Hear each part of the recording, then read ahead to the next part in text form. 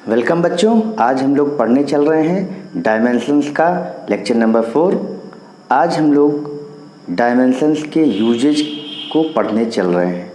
Dimensions के 3 मुख्य use हैं। पहला यूज हम लोग जो पढ़ने चल रहे हैं वो है to check the correctness of a formula for a physical quantity.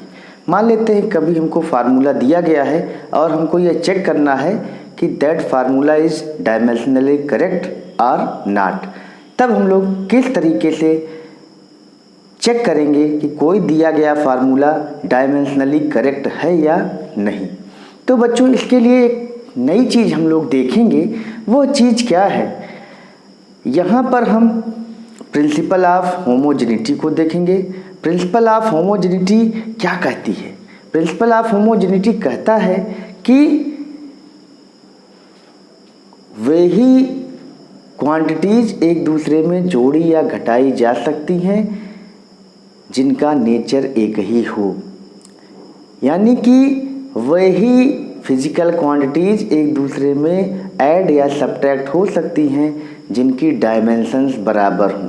अगर 2 फिजिकल क्वांटिटीज़ या 2 टर्म्स की डायमेंशंस बराबर होंगी तो निश्चित रूप से वो एक ही टाइप की फिजिकल क्वांटिटी होंगी।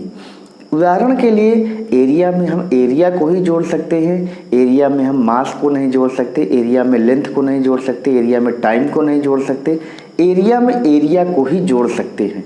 यहाँ पर हमने यूनिट की बात नहीं की है। एरिया में एरिया को जोड़ा जा सकता है, चाहे वो किसी भी यूनिट का क्यों ना हो। जैसे सेंटीमीटर स्क्वायर है, मीटर स्क्वायर है, दोनों ही एरिया होंगे, ये आपस में जोड़े घटाए जा सकते हैं। तो ऐसी चीज़ों को ही आपस में जोड़ा या घटाया जा सकता है जिनकी डायमेंशंस बराबर हों। यानी कि अगर कोई फार्मूला हमारा करेक्ट है तो उसमें अगर 2 चीज़ें जुड़ रही हैं तो उन दोनों की डायमेंशंस आपस में बराबर होनी चाहिए। घट रही हैं तो उनकी भी डायमेंशंस आपस में बराबर होनी चाहिए। और अगर वह जुड़ या घट रही हैं तो उनसे जो चीज़ मिल रही है, जो उनका प्रोडक्ट है, वह भी उन्हीं डायमेंशंस को पजेस करना चाहिए। यानी कि एरिया में एरिया जुड़ेगा तो एरिया ही आएगा, एरिया में एरिया घटेगा तो एरिया ही आएगा। ठीक है, तो यही प्रिंसिपल हमारा कहलाता है प्रिंसिपल ऑफ होमोजेनिटी।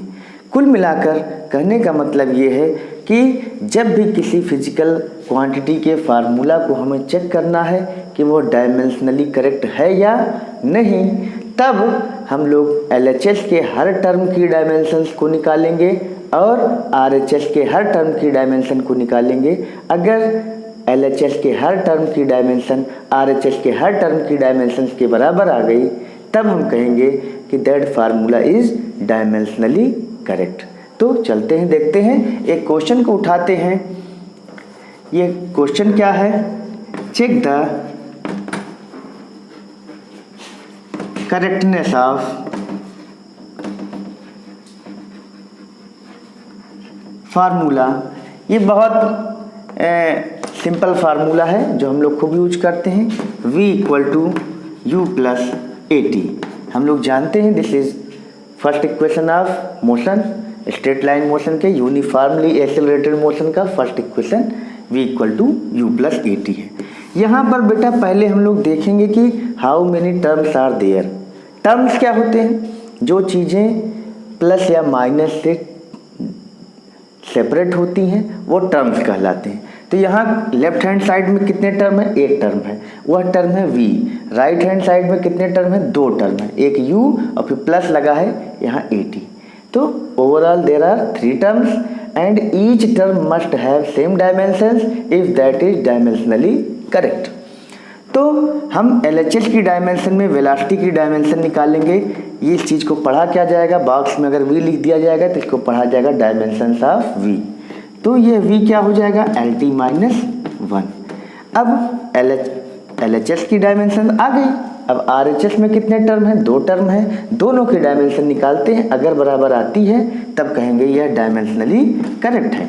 तो u इनिशियल वेलोसिटी होता है, ये भी एक टाइप की वेलोसिटी ही है, कोई दिक्कत नहीं है।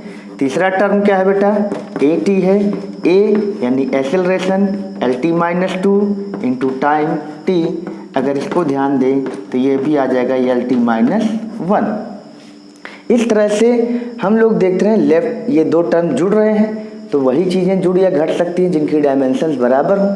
यहाँ डायमेंशंस बराबर हैं, इसका मतलब ये चीज़ें जोड़ी जा सकती हैं, यानी कि ठीक है।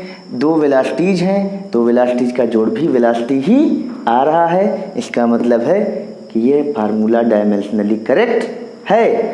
तो यहाँ पर क्या लिखेंगे, यहाँ पर लिखेंगे dimension of LHS is equal to dimension of RHS, ठीक है ना। अगर इतना हमने लिख दिया, इसके बाद हम क्या लिखेंगे, therefore formula is dimensionally correct. देखो डायमेंशनली करेक्ट क्यों, करेक्ट नहीं लिख रहे हैं, केवल करेक्ट क्यों नहीं लिख रहे हैं, क्यों डायमेंशनली करेक्ट लिख रहे हैं। तो यहाँ रीजन ये है कि हमने डायमेंशंस की हेल्प से ये निकाल लिया कि वेलोसिटी में वेलोसिटी जुड़कर वेलोसिटी आई, लेकिन क्या यह मैग्नीट्यूड में भी जस्टिफाइड है। अगर तो डायमेंशनली करेक्ट का मतलब है कि डायमेंशन ये दो चीज़ों का जोड़ जो आएगा वो वही आएगा, वेलोसिटी का जोड़ वेलोसिटी आएगा। इस सिद्धांत से ये ठीक है, लेकिन ये एब्सोल्युटली करेक्ट है भी कि नहीं, ये एक्सपेरिमेंटली थ्योरेटिकली करेक्ट है कि नहीं है, ये यहाँ पर प्रूफ नहीं हो सकता। क्यों, मान लो यहाँ पर हमने 280 लिख दिया होता, सभी लोग को बता रहे हैं, मान लेते यहाँ होता v equal to u plus 280, तो तुम जानते हो कि ये फार्मूला हमारा नहीं होता। फर्स्ट इक्वेशन u प्लस 80 है, v equal to u plus 280 नहीं है। लेकिन अगर तुम यहाँ 280 लिख देते, देखो तो क्या 2 की कोई डायमेंशन होती है, तुम कहोगे नहीं होती। तो 2 की कोई डायमेंशन नहीं होती तो फिर भी तो डायमेंशन बराबर आ गई। तो डायमेंशन ये बताएगी अभी भी कि फार्मूला करेक्ट है, लेकिन जब हम v equal to u plus 80 को डिराइव करते हैं तो वहाँ 2 नहीं आता है। तो इसका तात्पर्य क्या है, इसका तात्पर्य ये है कि यहाँ पर 2 लिखने से भी ये फार्मूला डायमेंशन करेक्ट बता रहा है, यानी कि डायमेंशंस चूँकि कांस्टेंट जो डिजिट्स होती हैं, नंबर्स होती हैं, इनकी कोई डायमेंशन होती नहीं है, इसलिए यह जो फार्मूला का करेक्टनेस है वो डायमेंशनली होता है। यह एक्सपेरिमेंटली करेक्ट हो भी सकता है, नहीं भी हो सकता, थ्योरेटिकली ये करेक्ट हो भी सकता है और नहीं भी हो सकता है। यही कारण है कि हम लोग हमेशा यहाँ क्या लिखते हैं, डायमेंशनली करेक्ट।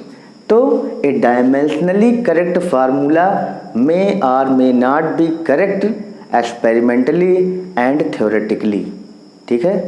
अगला क्वेश्चन हमारा ये है कि rate of flow of a liquid in a pipe is given by v equal to pi p r to the power 4 upon 8 eta l, जहाँ v हमारा रेट ऑफ फ्लो है। v क्या है, रेट ऑफ फ्लो। बहुत important question है, competition के लिए ये बहुत आता है। रेट ऑफ फ्लो है। p क्या है, प्रेशर डिफरेंस है, प्रेशर डिफरेंस, ये किसी पाइप में लिक्विड का फ्लो हो रहा, r है रेडियस ऑफ पाइप, ईटा क्या है, कोफिशिएंट ऑफ विस्कोसिटी है, coefficient of viscosity, l length of pipe, length of pipe. यहाँ पर इतनी चीज़ें हमको दी गई हैं, हमको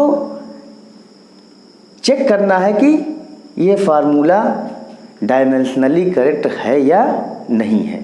इसके लिए LHS में हम देखते हैं एक टर्म है, ये है रेट ऑफ फ्लो। अब यहाँ बच्चा रेट ऑफ फ्लो जानता ही नहीं है, यहाँ वो देखता है v है और v को समझ बैठता है वॉल्यूम, और वॉल्यूम की डायमेंशंस क्या होती हैं, L3। लेकिन यहाँ याद रखना है कि रेट ऑफ फ्लो होता क्या है। तो बेटा रेट ऑफ फ्लो होता है वॉल्यूम फ्लोइंग पर सेकंड। तो किसी लिक्विड का 1 सेकंड में कितना वॉल्यूम पाइप में अंदर चला जाता है या कितना 1 सेकंड में बाहर निकल आता है, this is called rate of flow. और ये रेट ऑफ फ्लो तब वॉल्यूम पर सेकंड हो जाएगा, यानी L3/T हो जाएगा। ये हो जाएगा L3T इनवर्स। अब हम लोग पाई P r⁴ और 8 ईटा L की डायमेंशन निकालने चलते हैं। ये पूरा एक टर्म माना जाएगा। यहाँ LHS में भी एक टर्म है और RHS में भी एक ही टर्म मौजूद है। इसी को हमको क्या करना है, इसी को हमको आगे लेकर चलना है। ठीक है, तो चलते हैं। अब तो पाई P r⁴ 8 ईटा L है, तो पाई की कोई डायमेंशन होती नहीं। प्रेशर की डायमेंशन जानते हो, ml-1 T-2, r यानी लेंथ की पावर 4, ईटा होता है ml-1 T-1 और लेंथ की l। अब देखो l-1 ख़त्म, यहाँ m से m ख़त्म, l की पावर 4 है, l है, l की क्यूब हो जाएगा और T-1 से एक यहाँ घट जाएगा, -2 + 1 हो जाएगा T-1। अब जरा देखो क्या आ गया, क्या आ गया, देख रहे हो L3T इनवर्स, यानी कि dimension of LHS is equal to dimension of RHS।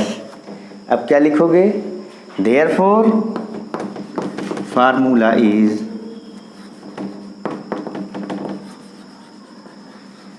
Dimensionally correct. Dimensionally correct बार बार हम क्यों लिखेंगे, क्योंकि यहाँ डायमेंशंस ही बराबर हैं, डिजिट कोई बदल देगा तो ये फार्मूला एक्सपेरिमेंटली गलत हो जाएगा। ठीक है, अगला क्वेश्चन हमारा है check the correctness of F = mv²/r। तुम लोग जानते हो F फोर्स को रिप्रेजेंट करेगा, m मास को, v वेलोसिटी को, r रेडियस को। तो देखो LHS में केवल एक टर्म है F, और F की डायमेंशन हम लोग पहले और दूसरे लेक्चर दोनों में देख चुके हैं, ml-T-2 और mv²/r की डायमेंशन चलते हैं, देखते हैं। मास को लिखोगे m और ये L-T-1 का होल स्क्वायर, वेलोसिटी का स्क्वायर है, और r को लिखोगे l, ये हो जाएगा m L2T-2/L। l से एक l कट जाएगा, आ जाएगा mL-T-2। अब बताओ फिर 10 dimension of LHS equal to dimension of RHS, therefore formula is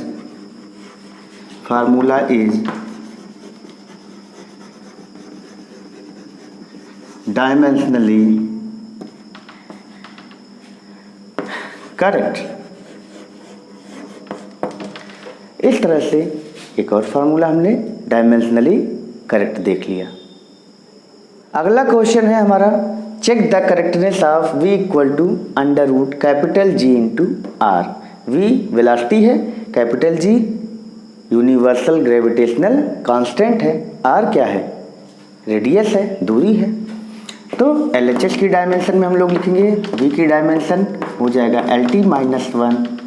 अब RHS की डायमेंशन में √GR की डायमेंशन। अब तुम लोग जानते हो बेटा, अंडर रूट का मतलब होता है पावर 1/2।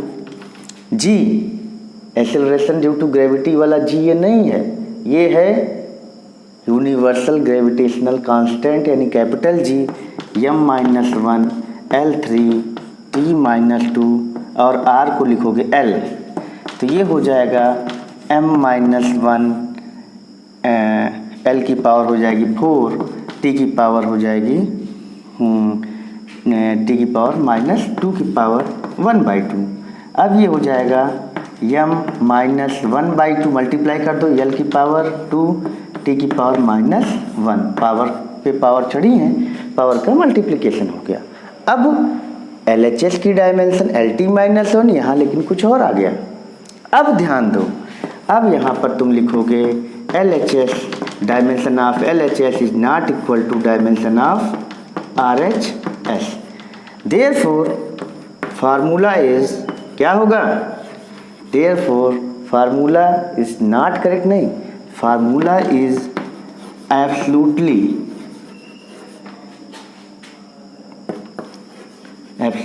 इनकरेक्ट। क्यों? जब करेक्ट होगा तब तो वो डायमेंशनली करेक्ट है, लेकिन जब इनकरेक्ट होगा तो एब्सोल्युटली इनकरेक्ट होगा। ऐसा क्यों? ऐसा इसलिए क्योंकि अगर ये डायमेंशन बराबर है ही नहीं तो इसका मतलब है कि LHS RHS वाली जो क्वांटिटीज़ हैं वो एक दूसरे से बिल्कुल अलग हैं। जैसे ये लेंथ है, ये एरिया है, या ये कुछ और है, ये कुछ और है। तो जब ये क्वांटिटीज़ बराबर ही नहीं है, वो क्वांटिटीज़ का नेचर ही एक नहीं है, तो वो एक दूसरे के बराबर कभी हो ही नहीं सकती। मैग्नीट्यूड से कोई मतलब ही अब नहीं है। तो जब वो क्वांटिटीज़ ही अलग हैं तो मैग्नीट्यूड बराबर होने का कोई मतलब नहीं। तो जब फिजिकल क्वांटिटीज़ की डायमेंशंस बराबर नहीं होंगी तो वो एब्सोल्युटली इनकरेक्ट होंगी, लेकिन अगर वो डायमेंशन से करेक्ट आ रही हैं तो they may be correct or incorrect, experimentally or theoretically. ठीक है, चलते हैं अगले प्रश्न को देखते हैं। अगला प्रश्न हमारा है check the correctness of V equal to under root small GR। पिछले वाले में मैंने कैपिटल GR लिया था, अब की बार वाले में ले रहे हैं स्मॉल GR। तो LHS की dimension of V equal to जानते हो LT-1 और अंडर रूट GR की डायमेंशन, ये क्या हो जाएगा, अंडर रूट का मतलब पावर हाफ, ये हो जाएगा बेटा LT-2 की डायमेंशन है, एक्सेलरेशन की है, और L, तो ये हो जाएगा L2T-2 पावर 1/2। 1/2 का दोनों पावर्स में मल्टीप्लाई होगा तो ये 1/2 और 2 मिलकर 1 हो जाएगा, और ये -1। अब बताओ क्या आ रहा है, क्या आ रहा है? तुम लोग देख रहे हो कि यह भी डायमेंशन वही है और यह भी डायमेंशन वही है, यानी कि LHS, dimension of LHS equal to dimension of RHS। Therefore formula is dimensionally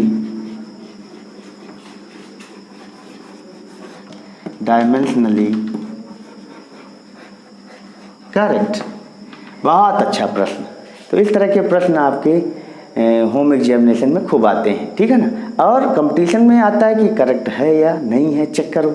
4 फार्मूले दे देंगे, कहेगा कौन सा डायमेंशनली करेक्ट नहीं है, तो बाकी सब 3 को तुम चारों को चेक करो, जो नहीं है उसको टिक लगा दो।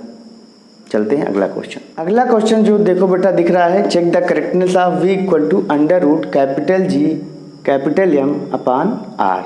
कैपिटल G जान ही रहे हो, यूनिवर्सल ग्रेविटेशनल कांस्टेंट। M जो है वो मास होगा, R जो होगा वो रेडियस हो सकता है, डिस्टेंस हो सकता है, V क्या है, वेलोसिटी है।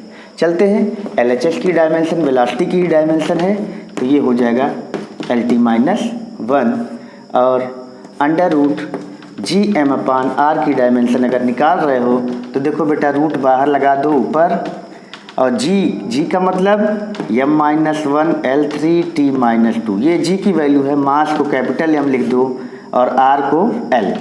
चलो देखो, यहाँ से M-1 M कट जाएगा ख़त्म, और L से एक L यहाँ कट जाएगा, बचेगा L² T-2 और पावर हो जाएगा हाफ, तो ये हो जाएगा LT-1। पावर के ऊपर पावर चढ़ेगी, 2 × 1/2 हो जाएगा L की पावर 1, और -2 × 1/2 2 कैंसिल हो जाएगा -1।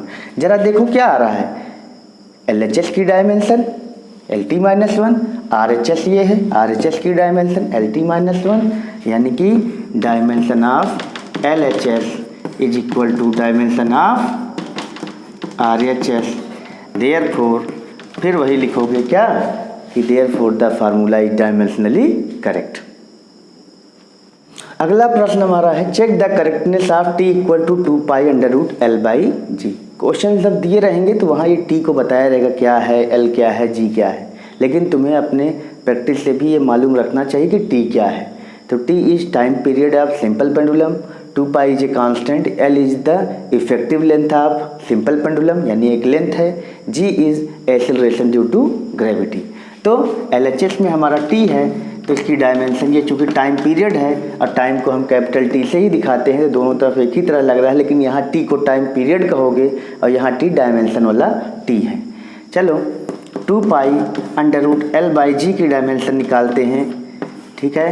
तो क्या हो जाएगा, 2 पाई की कोई डायमेंशन नहीं होगी, लेंथ की डायमेंशन L होगी और ये बेटा LT माइनस 2 होगा, पावर 1/2 लगा दोगे, L से L कट गया, T माइनस 2 ऊपर जाएगा, टी स्क्वायर हो जाएगा 1/2 और देखो ये t की पावर 1/2 में 2 का मल्टीप्लाई होगा तो ये हो जाएगा t।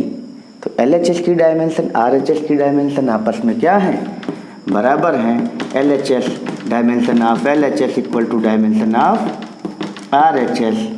क्या लिखोगे, therefore formula is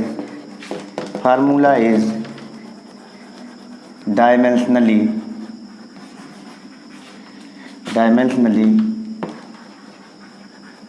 correct.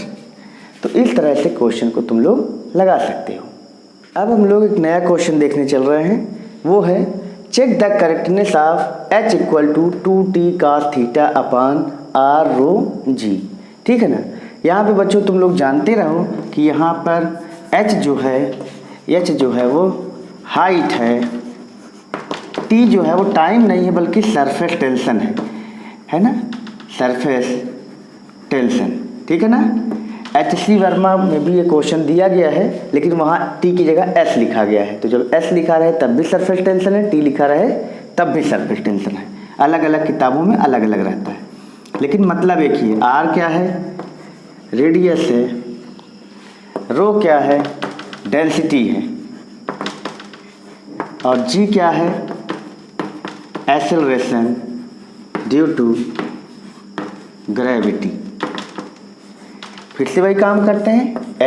H is height है तो हाइट की डायमेंशन L हो जाएगी। यहाँ LHS में एक टर्म है और RHS में भी एक ही टर्म है, दो टर्म नहीं है, एक ही टर्म है। तो क्या हो जाएगा, 2t cos theta upon r rho g। चलो फटाफट डायमेंशन रखते हैं।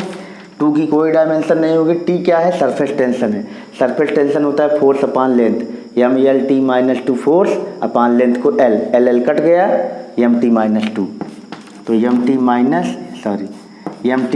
माइनस 2 cos थीटा एंगल है, एंगल की कोई डायमेंशन नहीं होती। R को L लिखोगे, रो को मास पर यूनिट वॉल्यूम, तो M अपॉन L की 3, तो ML माइनस 3 हो जाएगा, G को LT माइनस 2। देखो अगर ये आ जाएगा तो बराबर है, तब डायमेंशनली करेक्ट है फार्मूला, अदरवाइज नहीं। M से M कट गया, T माइनस 2 है, यहाँ चलो T माइनस 2 काट दो। अब सब चीज़ों को ऊपर ले जाओ, ये L है, ये L है, L स्क्वायर हो जाएगा, L स्क्वायर से L की पावर -3 तो L की पावर -1 हो जाएगा, और ऊपर जाएगा तो L की पावर +1। बिल्कुल सही आ तो गया। यहाँ भी L आया, यहाँ भी L आया, यानी कि dimension of LHS equal to dimension of RHS। Therefore formula is dimensionally correct. इन सब क्वेश्चंस में से एक क्वेश्चन तुम्हें 11th के होम एग्जामिनेशन में, यूनिट टेस्ट में, हाफ ईयरली में, एनुअल में ज़रूर मिलेगा। अगर आएगा तो इसमें से ही आएगा, नहीं तो नहीं आएगा। ठीक है, तो बहुत अच्छे से इसको हमें तैयार करना है। चलते देखते हैं अगला प्रश्न। अगला प्रश्न हमारा बच्चों है कि the velocity of a wave, the velocity of transverse wave in a string is given by v equal to √t/m और √t/μ। कभी कभी m दिया रहता है, कभी कभी म्यू दिया रहता है, लेकिन दोनों का मतलब एक ही है।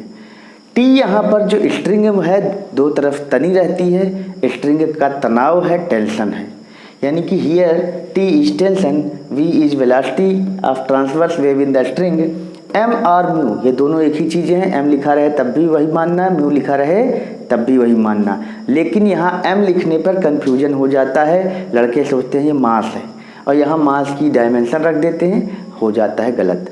जब डायमेंशन ही गलत रखोगे तब तो वो डायमेंशनली इनकरेक्ट हमेशा ही देगा। तो याद रखना कि यहाँ m या म्यू जो है वो मास नहीं है, बल्कि मास per unit length of string है। कोई स्ट्रिंग का मास है, उसकी लेंथ से उसको डिवाइड कर दो तो यूनिट लेंथ की स्ट्रिंग का मास आ जाता है, इसी को मास पर यूनिट लेंथ कहते हैं। तो वेलोसिटी की डायमेंशन निकालते हैं, ये हो जाएगी LT-1। अच्छा, यहाँ ये जो m है या म्यू है, इसकी डायमेंशन कैपिटल M नहीं होगी, बल्कि मास पर यूनिट लेंथ, यानी कि अगर इसको डायमेंशन निकालोगे तो m/L हो जाएगी, और m/L का मतलब ml-1। तो जहाँ भी इसकी डायमेंशन रखना होगा m नहीं रखकर m/L कहो, चाहे ml-1 ये रखोगे। तो चलो √T/m की डायमेंशन निकालने चल रहे हैं, चाहे म्यू लिखो चाहे m लिखो। तो T का क्या होता है? T बेटा tension, tension is a type of force, इसलिए फोर्स की डायमेंशन रख दो।